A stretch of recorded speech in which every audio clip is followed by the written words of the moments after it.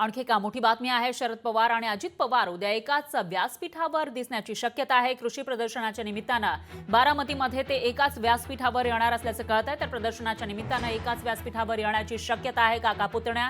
त्यामुळे या वेळेला त्यांचा व्यवहार नेमका कसा असेल, एकमेकांशी बोलतात का, कशा पद्धतीने बोलतात, कशी देहबोली असेल, त्याकडे सर्व राज्यातील लोकांचं लक्ष असेल. तर शरद पवार आणि अजित पवार हे एकाच व्यासपीठावर येणार असल्याची माहिती समोर येते. बारामतीमधील कृषी प्रदर्शनाच्या निमित्तानं हे दोघेही काका पुतण्या एकाच व्यासपीठावर येण्याची शक्यता आहे.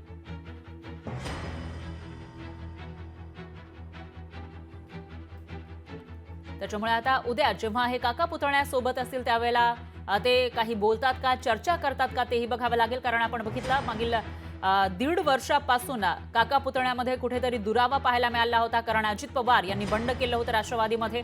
राष्ट्रवादी हे नाव आणि चिन्ह त्यांच्या पक्षाला मिळालेलं आहे. आणि जरी हा न्यायप्रविष्ट सगळा जे प्रकरण आहे ते असलं तरी देखील लोकसभेच्या निवडणुकीमध्ये शरद पवारांच्या राष्ट्रवादीला मोठं यश आलेलं होतं. पण अजित पवारांच्या राष्ट्रवादीनं चांगली कामगिरी केलेली आहे विधानसभा निवडणुकीमध्ये. आणि त्याच्यानंतर आता जेव्हा हे दोघेही काका पुतण्या एकाच व्यासपीठावर येतील त्यावेळेला नेमकं कसं चित्र असेल याविषयी उत्सुकता आहे.